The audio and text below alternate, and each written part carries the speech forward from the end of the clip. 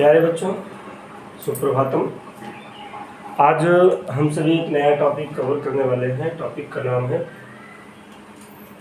प्रकाश। Chapter हम लोग पढ़ रहे थे, आप सभी को पता है। प्रकाश में हम लोगों ने ऐसे बहुत सारे जो इम्पोर्टेंट्स उसके बेसिक्स थे उसके विषय में जाना था। अगर आप वीडियो ना देखे हों, अभी मेरा पहला वीडियो देख रहे हों, तो प्रकाश की पूरी बात और समझने के लिए मेरे प्यारे बच्चों, मेरे जो पहले के वीडियो हैं, पहले के वर्जन है, उसको आप ध्यान से देखिएगा, जिससे आपको ये टॉपिक, आगे के टॉपिक समझ में आए। हमें आज समझना है मेरे प्यारे बच्चों, दर्पण समझना है। क्या समझना है? दर्पण। आप सभी ने दर्पण देखा होगा। व्यवहारिक जीवन में दर्पण का यूज़ होता है, हम सभी जानते हैं। दर्पण का यूज़ पर डे सभी के घर में दर्पण कहीं ना कहीं नहीं होता है। और दर्पण प्रिपेयर कैसे होता है, दर्पण किसे कहते हैं, हम इस बात को समझते हैं। तो दर्पण जो है मेरे प्यारे बच्चों, जब सपोज करें मेरे हाथ में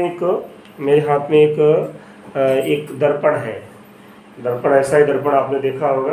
तो मेरे प्यारे बच्चों, दर्पण को समझने के लिए जरा आप ध्यान से देखेंगे, मैंने इस स्थान पर थोड़ा सा ऐसे देखो, ध्यान से देखिए, थोड़ा सा मैंने खुरच दिया है। बेटा मैंने जब इसको खुरच दिया है ना, तो मेरा हाथ आपको पीछे से दिखाई पड़ रहा होगा। तो आशा है कहीं ना कहीं ये कांच का, समतल कांच का एक टुकड़ा रहा होगा। उस टुकड़े पर देखो एक कुछ पेंट जैसा लगा है। ये जो पेंट जैसा लगा है, ये पेंट जो लगता है, पेंट करता क्या है, इस तल को पूर्ण परावर्तक बना देता है। अगर मेरे प्यारे बच्चों इस दर्पण को हम इस पेंट को हटा दें, पूरी लेयर को हटा दें, तो ये समतल कांच हो जाएगा। ठीक वैसे हो जाएगा जैसे आप मोबाइल की गार्ड कभी देखे होंगे ना, मोबाइल में गार्ड लगवाने जाते होंगे, तो एक प्लास्टिक का ही टुकड़ा होता है, कांच जैसा माल होता है, तो आपको प्लास्टिक जैसा टुकड़ा दिखाई पड़ता है, सेम वैसे ही दिखाई पड़ेगा। आशय है कि इसको किसी न किसी पेंट से, किसी न किसी सलूशन से पेंट किया गया होगा। जब पेंट किया गया होगा तो दूसरा तल क्या बन गया होगा? दर्पण बन गया होगा। आशय है कि दर्पण जो होता है, जब परिभाषा समझने, दर्पण की परिभाषा क्या होती है? जब किसी समतल का मतलब तल समतल हो और मेरे प्यारे बच्चों मोटाई समान हो। मोटाई समान का मतलब आप समझिएगा कि ये कांच है, ये कांच का टुकड़ा है, तो दोनों तरफ से हर जगह इसकी मोटाई समान हो। ऐसा ना हो कि यहाँ कहीं मोटा हो, कहीं पतला हो। यानी आशय मेरे कहने का आशय मोटाई समान हो। तो मोटाई समान हो तो हम वहाँ समतल से आशय लेते हैं। जब किसी समतल पारदर्शी कांच के टुकड़े को, कांच के एक तल को, क्या मेरे प्यारे बच्चों करते हैं? एक तल को। यहाँ एक चीज ध्यान में रखना, एक तल को जिस सलूशन से पेंट करते हैं, वो क्या हो सकता है? वो भैया हो सकता है रेड ऑक्साइड। क्या हो सकता है? रेड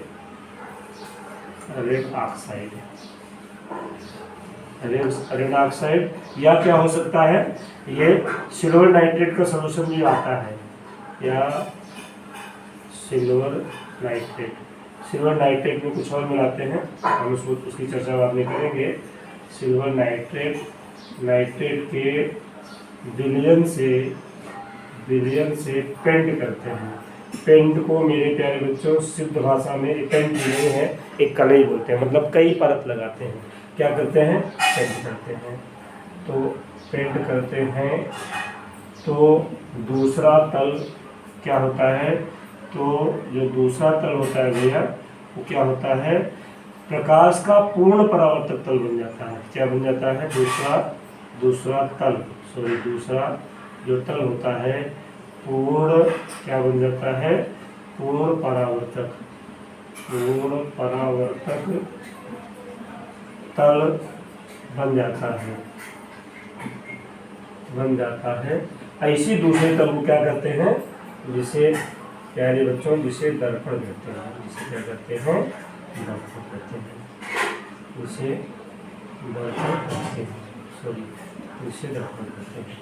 आशय है दर्पण की परिभाषा समझ में आ गई होगी। समतल कांच, मतलब एक समान मोटाई का समतल कांच हो। मैंने कहा जैसे आप मोबाइल का गार्ड देखते हैं, मोबाइल का गार्ड प्रारंभ में क्या होता है, वो प्रारंभ में जब मोबाइल का गार्ड सिंपल से आप देखते हैं तो दोनों तरफ दिखाई पड़ता है, और दोनों तरफ दिखाई पड़ता है जब उसको क्या करते हैं, रेड ऑक्साइड और सिल्वर नाइट्रेट के विलयन से एक तरफ क्या करते हैं, पेंट कर देते हैं, कलई कर देते हैं। तब क्या करता है, तब उसके अंदर एक गुण आ जाता है, तब उसके अंदर जो गुण आ जाता है वो क्या करता है, प्रकाश की सभी किरणों को परावर्तित कर देता है। मान लो जैसे मेरे पास ये समतल कांच है, समतल कांच को हमने क्या किया, पेंट कर दिया, पेंट कर दिया। जब ये समतल कांच था, जब ये समतल कांच था तो प्रकाश की किरण यहाँ से आती थी और सीधे निकल जाती थी। मान लो हल्का सा अपना मान चेंज करेगी, जो होगा सीधे निकल जाएगी। लेकिन मेरे प्यारे बच्चों, जब इसको हम कलई कर देंगे, तो कलई कर देंगे तो प्रकाश की किरणों के लिए क्या बन जाएगा, अवरोधक बन जाएगा। अवरोधक बन जाएगा तो क्या करेगा, एक ये क्या करेगा, परावर्तन करना शुरू कर देगा। यानी परावर्तन, जैसे ही परावर्तन करना शुरू कर दिया वैसे ही उसमें आपको आपका चेहरा दिखाई पड़ने लगता है, और वो कांच जो होता है वो क्या बन जाता है, दर्पण बन जाता है। सिंपल सी बात देखो, जैसे आपके घरों में खिड़कियाँ लगी होती हैं, तो खिड़कियों में क्या होता है, फ्लैट कांच लगा होता है, कभी कभी रंगीन कांच लगा होता है, रंगीन कांच ही मान लो, फ्लैट कांच लगा होता है। लेकिन आप ध्यान दो, कभी कभी ऐसा होता है, अगर कमरे की लाइट आप बंद कर दें, खिड़की को बंद कर दें, जब आप बाहर से देखेंगे तो आपको उसमें अपना चेहरा दिखाई पड़ेगा। क्यों दिखाई पड़ेगा, अंधेरा होने पर जो दूसरा तल था वो प्रकाश की सभी किरणें नहीं जा रही थी, परावर्तित हो जा रही थी। तो ऐसी कंडीशन में क्या हो जाता है, वो पूर्ण परावर्तित तो नहीं होता, लेकिन कांच की खिड़की में आपको अपना चेहरा दिखाई पड़ता है। तो दर्पण क्या बन जाता है, वो कांच का, जो कांच का टुकड़ा है क्या बन जाता है, उस अवस्था में दर्पण बन जाता है। और आगे समझते हैं, क्या बच्चों, आगे समझते हैं दर्पण के प्रकार कितने होते हैं। जरा हम देखें दर्पण के प्रकार कितने होते हैं। थोड़ा मैं आपको एक एक चीज़ समझाने वाला हूँ। मैंने कहा था, जब आप, मैंने आपसे प्रॉमिस किया था, जब आप चैप्टर मेरा पढ़ रहे होंगे, जब आप मुझे समझ रहे होंगे, तो आपको रटने की जरूरत नहीं पड़ेगी, आपको एक एक चीज़ बताऊंगा आसानी से। आपको आपके व्यवहारिक जीवन में घटित होने वाली घटनाओं का वास्तव में जुड़ाव साइंस से है। जब उसको जोड़ के हम समझेंगे तो मेरे प्यारे बच्चों साइंस हमको ज़्यादा समझ में आएगी। तो मैंने कहा दर्पण मेरे प्यारे बच्चों दो प्रकार का होता है। दर्पण कितने प्रकार का होता है, दर्पण दो प्रकार का होता है। एक होता है समतल दर्पण, एक क्या होता है, एक भैया होता है समतल दर्पण, और दूसरा मेरे प्यारे बच्चों जो होता है वो गोली दर्पण होता है। दूसरा क्या होता है, गोली दर्पण होता है। तो दोनों में बहुत थोड़ा सा अंतर है, गुण में बहुत ज़्यादा अंतर आ जाता है। दोनों में है तो थोड़ा सा अंतर, लेकिन गुण में बहुत ज़्यादा अंतर आ जाता है। मैंने कहा जैसे हमें गोली दर्पण की बात करनी हो तो मेरे पास ज़रा ध्यान से देखिए, ये मेरे पास एक कांच का एक टुकड़ा और है। आप ध्यान से देखेंगे मेरे पास कांच का एक टुकड़ा और है।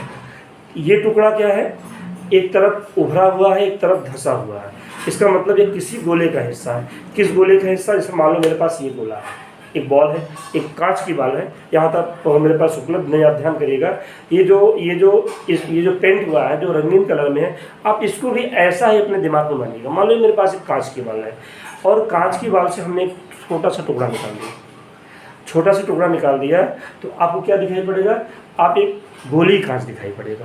तो मतलब एक गोली कांच होता है। और ध्यान करें, समतल दर्पण का सीधे से आशय होता है। समतल दर्पण जैसा आपने देखा था, वो तल कैसा हो, समतल हो, मतलब एक समतल कांच हो।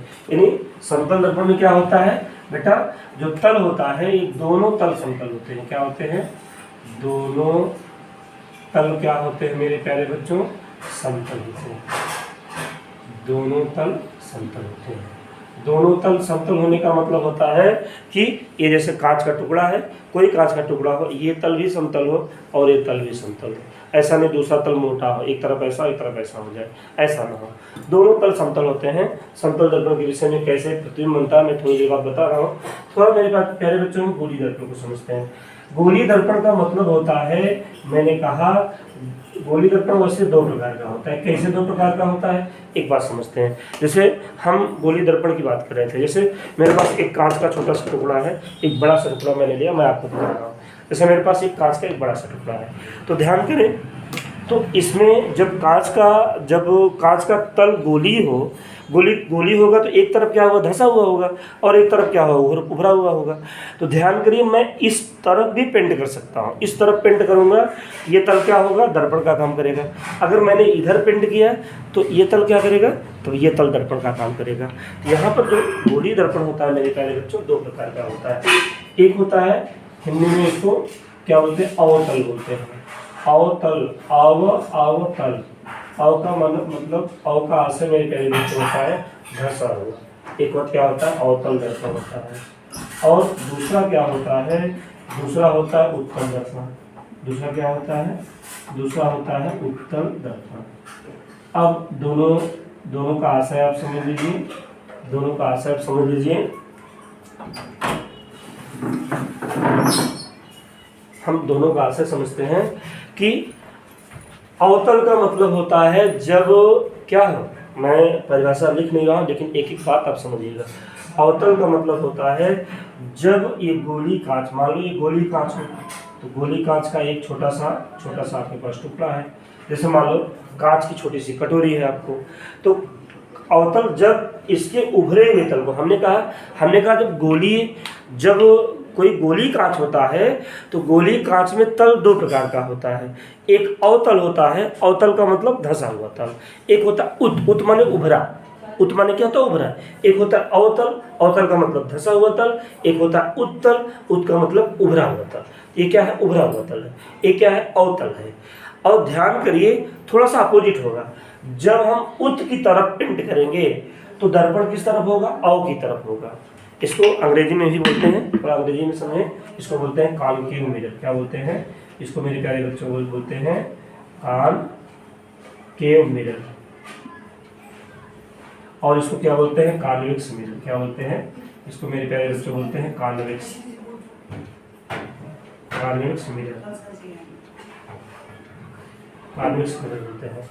ध्यान करिए, जब मेरे प्यारे बच्चों हम उत की तरफ पेंट करेंगे, यानी अवतल दर्पण किसे कहते हैं, जब किसी गोली कांच को, परिभाषा समझिए, जब किसी गोली कांच के उभरे हुए तल को, मतलब उत्तल को, उभरा का मतलब उत माने उभरा, उत्तल को रेड ऑक्साइड या पूर्ण परावर्तक विलयन से पेंट करते हैं, या सिल्वर नाइट्रेट के विलयन से पेंट करते हैं, तो जो दूसरा तल होता है अवतल होता है, दूसरा तल होता है दर्पण होता है।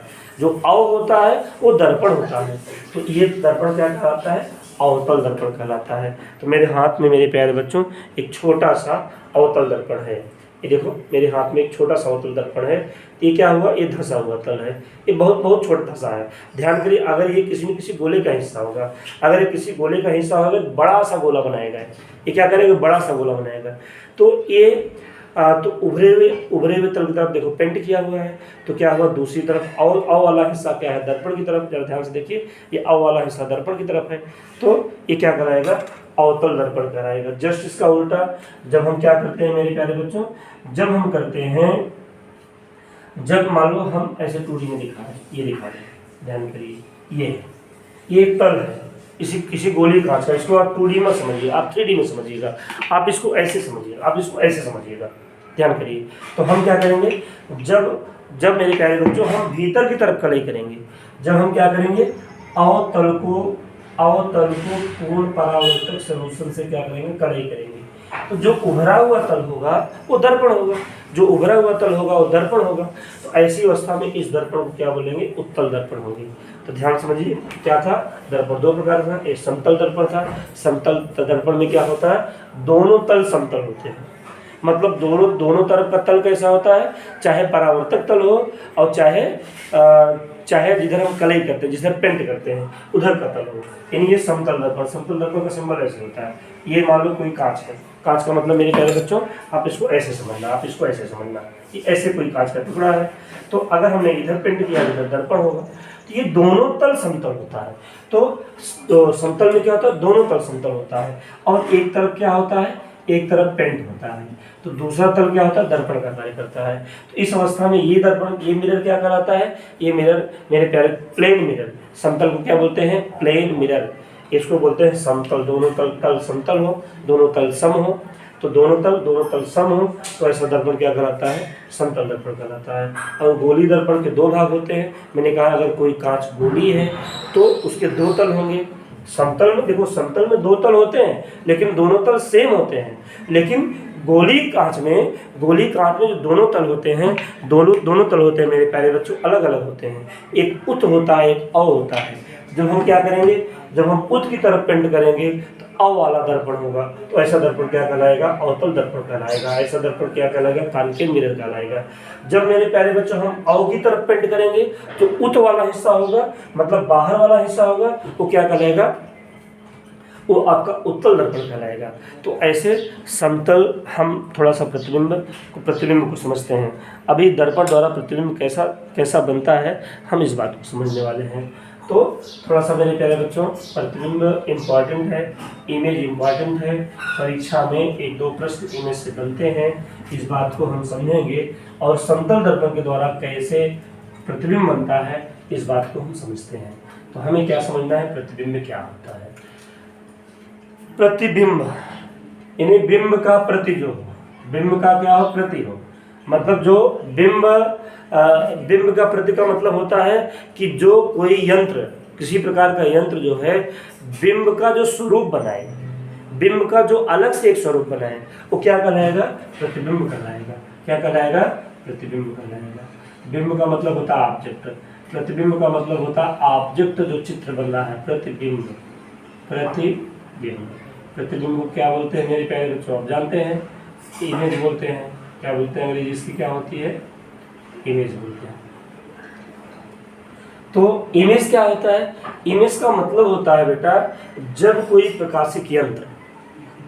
प्रकाशिक यंत्र परावर्तन या अपवर्तन के द्वारा, अपवर्तन को मैं समझाऊंगा, अपवर्तन को मैंने बताया था जब किरण उस पार चलते हैं, तो परावर्तन या अपवर्तन के द्वारा किसी एक बिंदु की दो प्रकार की किरणें परावर्तित होने के बाद और किसी इमेज से टकरा करके परावर्तित होने के बाद जिस बिंदु पर मिलती हैं मेरे प्यारे बच्चों, इस बिंब का एक प्रतिबिंब बनता है। इसे हम क्या कहते हैं, प्रतिबिंब कहते हैं। इसे हम क्या कहते हैं, प्रतिबिंब कहते हैं। मान लो जैसे कांच है, हम बोले परावर्तन नहीं हो रहा है, प्रकाश की किरणें उस पार चली जा रही हैं, तो यहाँ भी दो प्रकार की किरणें कहीं भी घूमने के बाद अगर कहीं एक स्थान पे मिल रही हैं, तो जहाँ मिलेंगी वो क्या बनेगा, उसका एक इमेज बनेगा, वो क्या बनेगा, प्रतिबिंब बनेगा। तो प्रतिबिंब का आशय समझ में आ गई होगी। प्रतिबिंब मेरे प्यारे बच्चों दो प्रकार का होता है, एक वास्तविक प्रतिबिंब होता है, एक आभासी प्रतिबिंब होता है। प्रतिबिंब कितने प्रकार का होता है, दो प्रकार का होता है। एक क्या होता है, वास्तविक प्रतिबिंब। एक क्या होता है, वास्तविक प्रतिबिंब। वास्तविक प्रतिबिंब को बोलते हैं रियल इमेज। क्या बोलते हैं, प्रतिबिंब। और ये क्या है, रियल इमेज है, रियल इमेज।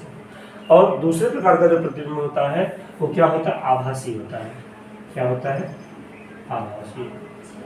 देखो, आभासी और वास्तविक का मतलब क्या होता है, आभासी और वास्तविक का मतलब होता है दिखाई दोनों पड़ते हैं, सेम वैसे दोनों दिखाई पड़ते हैं, लेकिन मेरे प्यारे बच्चों जो ऐसा प्रतिबिंब जिसको स्पर्श, मान लो हम ऐसे बोले वास्तविक क्या है और वास्तविक क्या नहीं है, जिसको आप दिखाई दोनों चीज़ें पड़ती हैं, जिसको आप पहुंच के स्पर्श कर सकें तो क्या होता है, वास्तविक होता है।